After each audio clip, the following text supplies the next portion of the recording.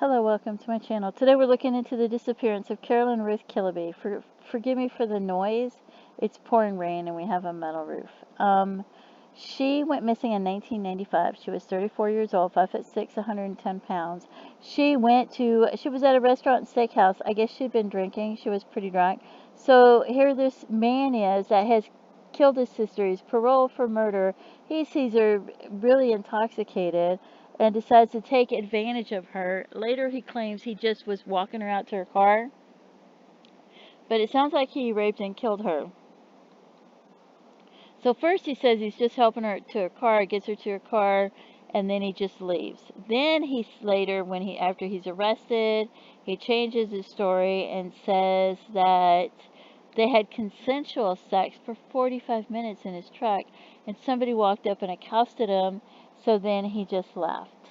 And somebody heard her screaming in a nearby field and called 911, but I don't think they ran out there to see who it was and if they needed help, or I don't know if it was women or if it was men. I don't know if they waited for the police to show up. I don't know if the police ever showed up. I don't know if anybody checked, and her vehicle was there in the parking lot with somebody screaming in a nearby field, but she's not reported missing, and they don't check to see about the vehicle being in the parking lot. So I don't know for a couple of days, so it's like they don't even notice that her car is there after somebody's been screaming. So then later he finally admits that he kills her, and first he says after having consensual sex with her, somebody comes and drags her away and hits him with a stick, and then he later identifies her husband as a man. I don't know how that happened, but then there's blood traces matching her DNA in his truck, and he said, well, that's because we had consensual sexual intercourse, and that's why the blood's in the truck, which doesn't make any sense to me, other than the fact that he killed her in the truck would make more sense. So then he admits he raped her and killed her, and then he takes him to Larch Mountain and says that's where her body is, but they never found her body, so it might be there, and they didn't find it. But, I don't know if they took cadaver dogs out there, or if they had anything to, So I don't know if they took cadaver dogs out there at all. And then her family sued the police department, or the state of Washington. They sued the state of Washington. They got a death settlement because they alleged that Smith was inadequately supervised after his parole. So, and her body's never been found. So that's what, I'm sure they would like to have her remains so that they could scatter her ashes or something. And this is the only doe that I could find that fit her when I did a NamUs search.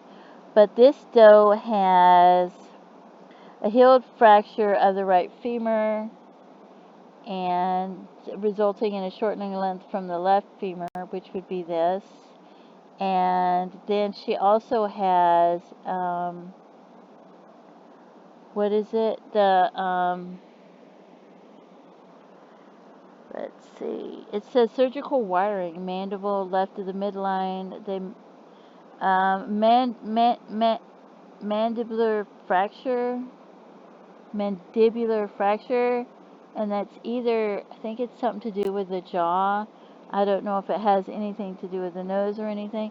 We used to play volleyball against the wall when we were kids, climb trees. Things were different then.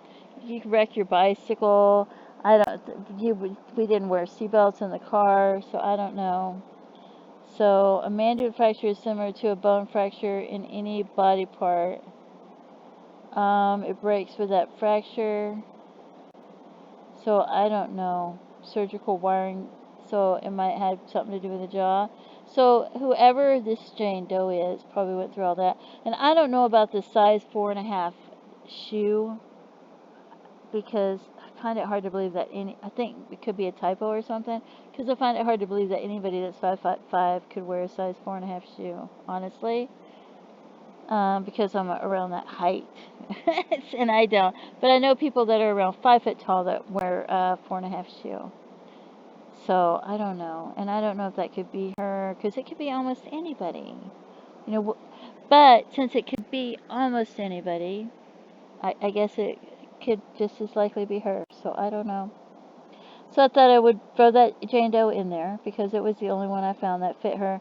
And I didn't search in Canada. Canada's right there next to Washington. I should have, but I didn't. Anyway, don't forget to pray for her family and her loved ones. What a horrible loss, and she's so beautiful.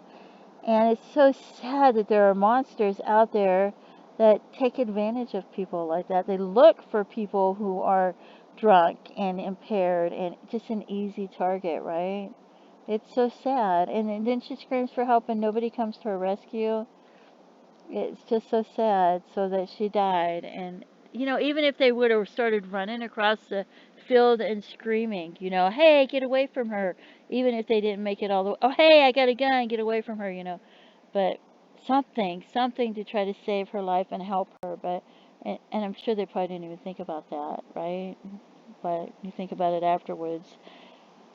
So don't forget to pray for her family, her loved ones, the investigators. It's just really horrific that things like this happen. And please feel free to leave comments. I love reading your comments. And thank you for tuning in. Have a great day. Bye-bye.